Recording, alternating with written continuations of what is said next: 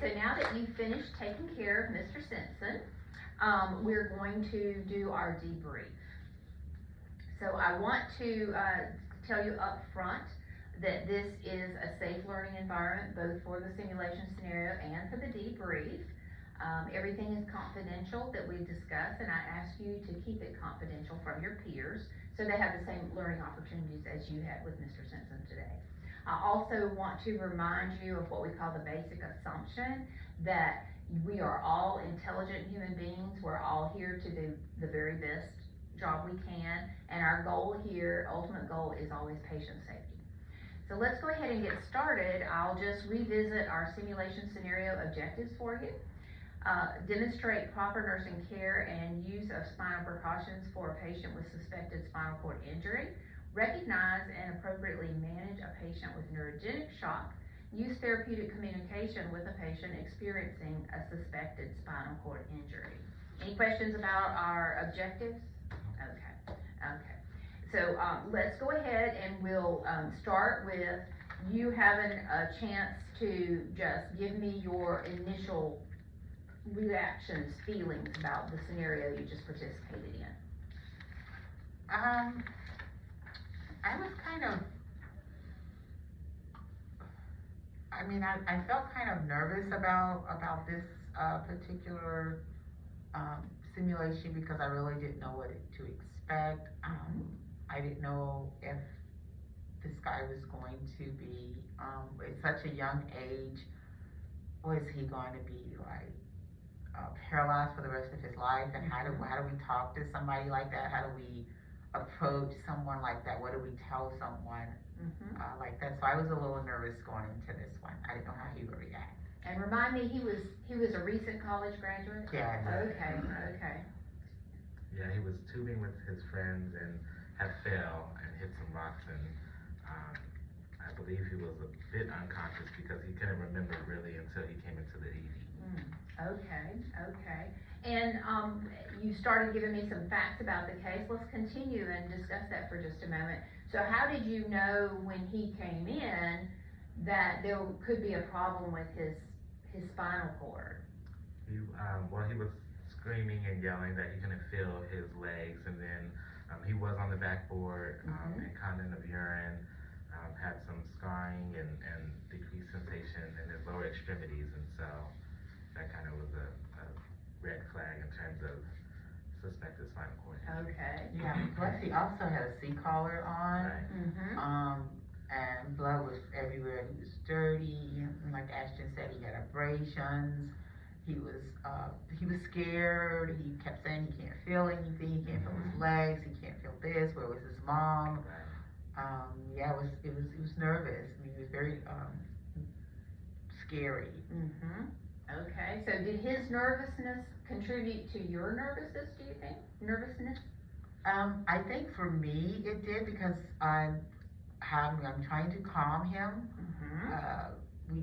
We worked together to try to calm him, to reassure him that, we didn't want to give him false hope. We didn't want to assure him and say everything's going to be okay, because we really didn't know if everything's going to be okay. We did tell him that we had contacted his mom. His mom was on the way, because that's what was one of the things he kept asking for, was where is his mom?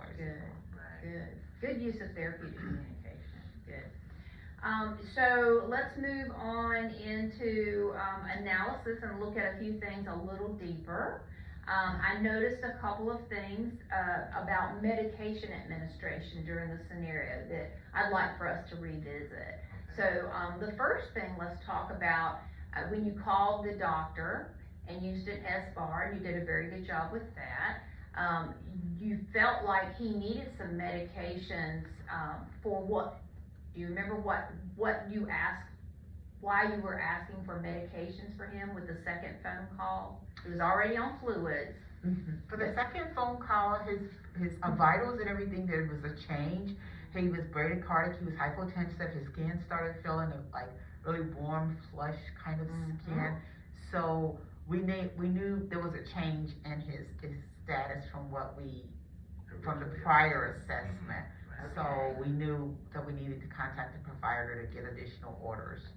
All right, and you were asking for medications What were you wanting to change about his, vital signs with the medications? What kind of medications did you feel like you needed at that point? Well, him being hypotensive, we needed something to, increase his, cardiac, output and his blood pressure. Good. So we recommended, some dopamine, Mm-hmm. start him maybe on a dopamine drip to help him. And we also, because he was bradycardic a little bit, we did ask for some atropine. Atropine, good, good. Now let's talk a little bit further with the atropine. When you got the order for the atropine, I know that you realized it needed to be given, very, as soon as possible because he was becoming more and more bradycardic. But I noticed also that when you administered it, you gave it in a rapid push, a rapid IV push. Mhm. And I'm wondering, now that you've had a second to think about it, was there a better way to give that atropine?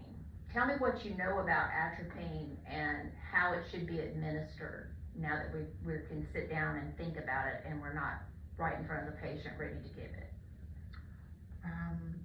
I guess it should have been given a little slower. I also realized that, although I cleaned the port, I didn't flush before I gave the atropine. Right. But I did flush after, but I guess I was just nervous and I wanted to get the atropine in as quickly as possible, to help him. And I know, after reviewing my, medication, chart on atropine, that it should at least be given over 3 to 5 minutes. Right. Or at least up to 3 minutes. Okay. And that might have been my mistake as well, cause I did communicate to give it quicker, just because we wanted to hurry up and get that heart rate up, but, like you said, noticing that it should be given over, a certain amount of time, and also just making sure we flush and cleaning the port, and still kind of keeping those protocols and procedures in the back of our head, no matter what patient. Exactly. Great observations. And I also want to discuss the dopamine. You asked for the dopamine, to support his blood pressure. And, so when you got the order for the dopamine, it came in a smaller bag than your primary fluids. And I noticed that you chose to hang it as a secondary medication. Wanted to explore that a little bit farther. What were you thinking when you decided to hang it in that manner? I don't know if the small, bag kind of, Do us off. threw me a little bit, and I was thinking maybe, oh, this is dopamine, or is it just a smaller bag, an antibiotic or something else that he needed? And I didn't really look at the medication. I saw dopamine, but I thought it would be in a bigger bag, and when it wasn't, I'm thinking, oh, maybe it needs to be hung in like a secondary since it's a smaller bag. Right. And so what have you learned from that experience now? What I've learned is there's 2 things I could have done. I did piggyback the dopamine into the saline, which I should not have done because it diluted it. I should have had one of the other students, one of my other peers, initiate a new IV, a second IV, because we did have 2 channels on the Alaris pump. And then that way I could use the primary tubing and hang the dopamine on a separate, channel than the, saline, where the saline was going, so that way he's getting the full amount of the dopamine that he needed to help his blood pressure. And then with the saline, when we listened, we knew there was, we started hearing crackles, so it would have been good for us to recall the doctor back and ask if he really want to stop that, if he still really needs to get that. Good. And Ashton, I wanna ask you, when they did when the dopamine was hung as a secondary, and we've already established that probably would have been a better choice to hang it as a primary. But when they hung it, I noticed that the secondary was allowed to be lower than the primary fluid. And can you tell me, based on your knowledge of hanging IVs, what happens when you hang a secondary and you leave it lower than the primary? Well, the primary was being infused faster than the secondary, so it should have been swapped in a sense for him to get the dopamine faster. So based on how they hung it today, He didn't. how much dopamine did he He receive? didn't receive it at all. That's right, that's right. So if you are gonna hang a secondary, if it's something that's appropriate to deliver as a secondary, what do you need to remember about the secondary bag?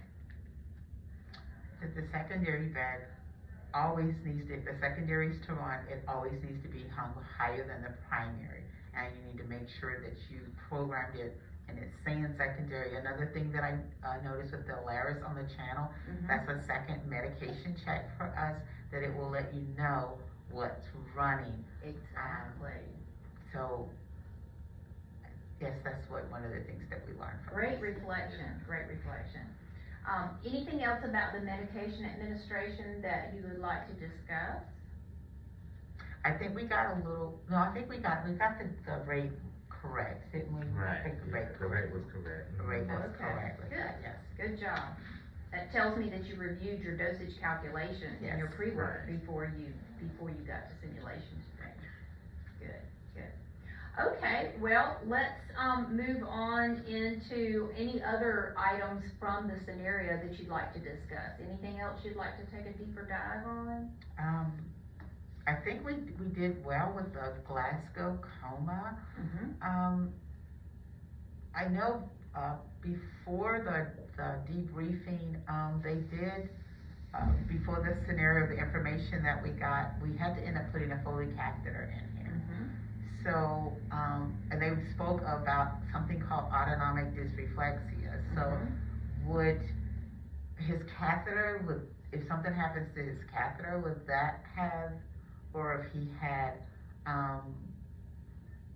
his clothing on, if his clothing because we didn't really cut off any of his clothing, would that be too tight? Would that cause another issue besides neurogenic shock with him? Would that cause any of that autonomic dysreflexia with him? And I'm gonna ask you to go back and review your Okay. pre-work again, because that was covered in Okay. your pre-work that you were assigned before you came today. So I'm gonna give you the opportunity to go back and review that, Okay, and then contact me if you still have questions, okay, okay? okay. But there's a reason we give you the pre-work that we Yes. gave you, Right. and we hold you accountable for it. So, Okay. so do take a chance to go back and look at that, and then Thank I'll you. be happy to meet with you on that. Okay. Thank you. Okay, so let's move into our summary.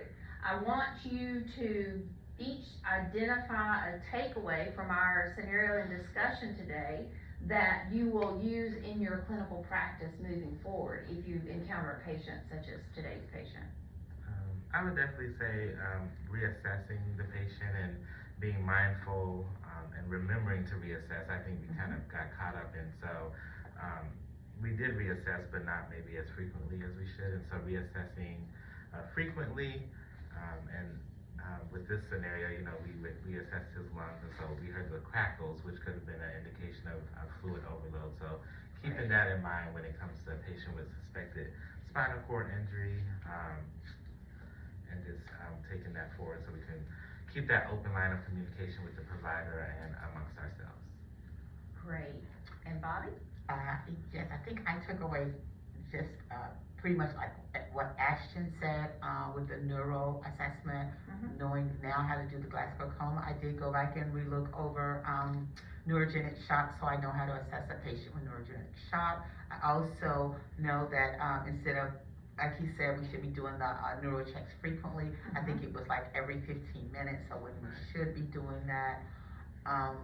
Also, just making sure that we're up on all the labs. Right. And then making sure that we keep the doctor informed on how the patient's doing. Great. Great example. takeaways. Great takeaways. Okay, well, if you don't have anything else, I'm gonna let you go for the day. I do want to remind you that I'm always available if questions come up after the fact, after you've had a chance to go home and think about it a little bit and look at your materials a little closer. So reach out to me if you have any questions, and I thank you again for your engagement, and I hope you have a great rest of your day. Thank you so much. Thank you.